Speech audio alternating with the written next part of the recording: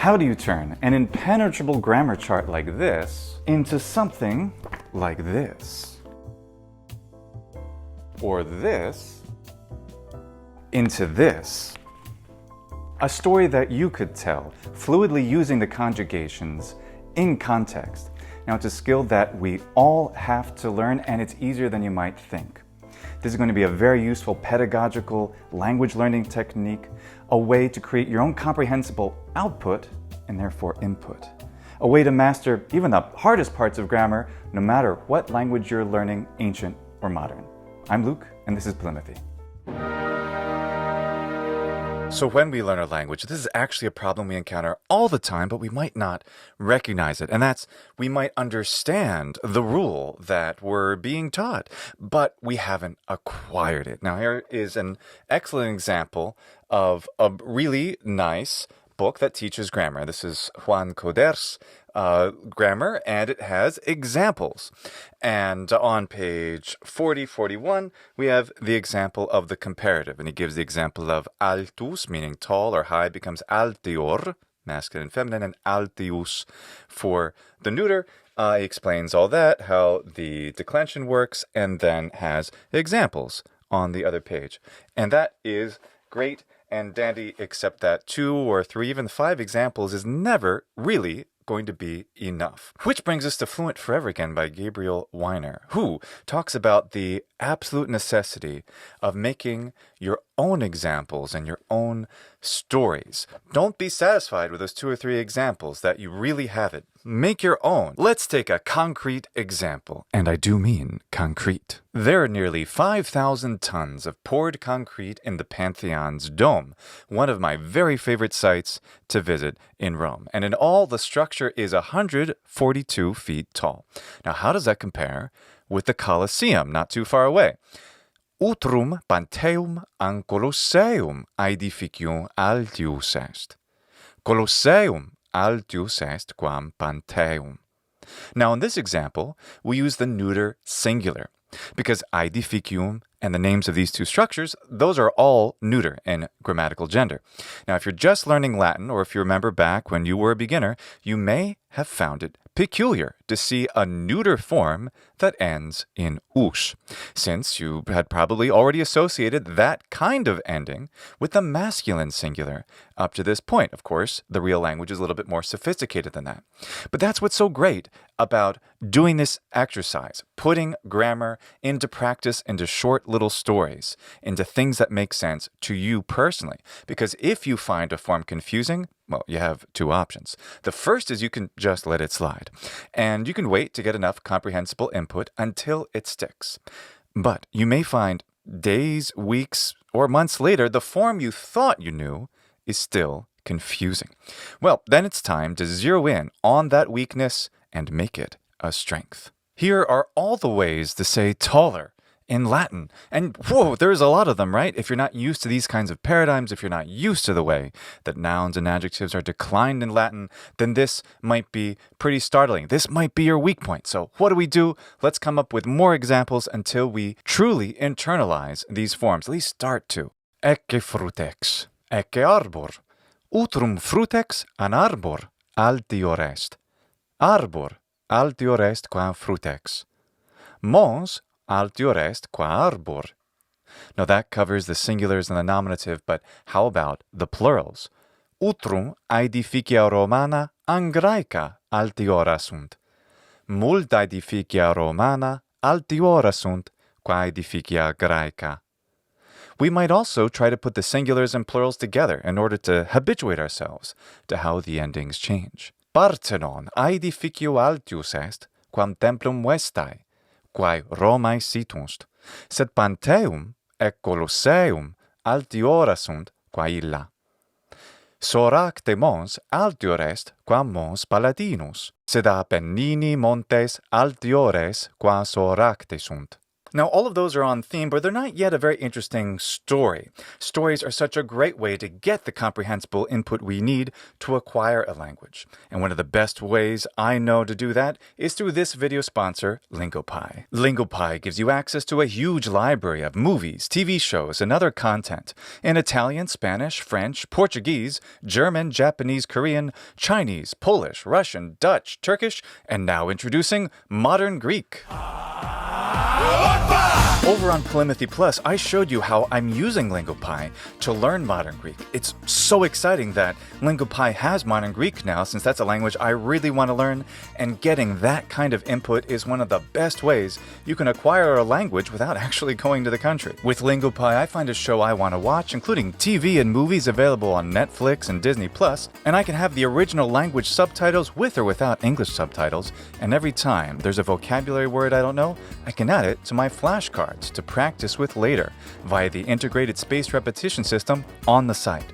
And another of its features is a grammar teaching tool, which allows you to select a line from the script that you want to learn more about. I'm going to show you some more examples from LingoPie during the video, since it's very useful to illustrate the point I'm making here today. In the meantime, if you're interested, you can sign up for a 7-day free trial, and the link is in the description. In this scene from the short To the Moon and Back, we get an example of the future in modern Greek. Έτσι δεν θα χάθεις ποτέ. So much as will marks the future in English, tha marks the future in modern Greek. To practice this, I've composed a very short dialogue in modern Greek that uses the future tense. Here we go. Δεν θα θυμηθώ ποτέ όλη αυτή η γραμματική. Θα θυμηθείς. Θα μελετάς και θα μαθαίνεις. Εντάξει, θα προσπαθήσω. Now, how would I do this if I were learning Italian? Non fa ridere neanche un po'. E se si è spaventato ne aveva tutto il diritto. Paolo, stavano solo... Non c'è niente da scherzare, mamma. Non interrompere tua madre, però. So as we heard in that clip, Italian has this really interesting pronoun, ci, and ci takes the place of in, or a, meaning in or at, plus some noun. It's a pronoun that takes the place of that little phrase. Isn't that cool? It's something that not a lot of other Romance languages have. And you might understand that all right, but it's important to make an example of our own in order to understand the concept a bit better. So I wrote a little dialogue. Here it is. Sto aiutando la mia fidanzata in cucina. Mi chiede, ci puoi mettere più sale? Nell'impasto? Chiedo io. Sì, mettici un cucchiaio di sale. Metti il sale nell'impasto. Ecco, ce l'ho messo. Bravo, mi risponde. Basta. But anyway, that gives you the idea of how we can put something as simple as that into practice, a way to get it in to our own psyche. So I've started learning Sanskrit again after a 20-year hiatus, and I'm basically just starting from scratch, which is fun to do again. And one of the things that's very interesting about Sanskrit is that the sandhi, in linguistics, sandhi are the natural ways that words are assimilated one to another. They're the way that words get contracted. They're the cause of elisions and other things that happen between words. These happen in every single language. They allow for fluid connected speech. And they're written into Sanskrit. And some of them are not necessarily obvious or intuitive when you start to learn them. And one of these is that the final ah, which is equivalent to like final os in Greek or us in Latin, that ah, which is pronounced aha, I think conventionally in India today, that ancient ah sound, when it's in front of a voiced consonant in sandhi, becomes o, the long o sound. So here's an example. We have Rama, so Rama, right? Rama. And what does Rama become in front of a voiced consonant? Say the n in the word nara, which means man. Well, it becomes Ramo nara. Ramo nara. So that's cool, huh? It's just a little example. I'm putting that into practice. So here's another name, Madhava. So how would I say Madhava is a man? Well, it can't be Madhava nara. It has to be Madhavo nara. Madhavo nara. Like that.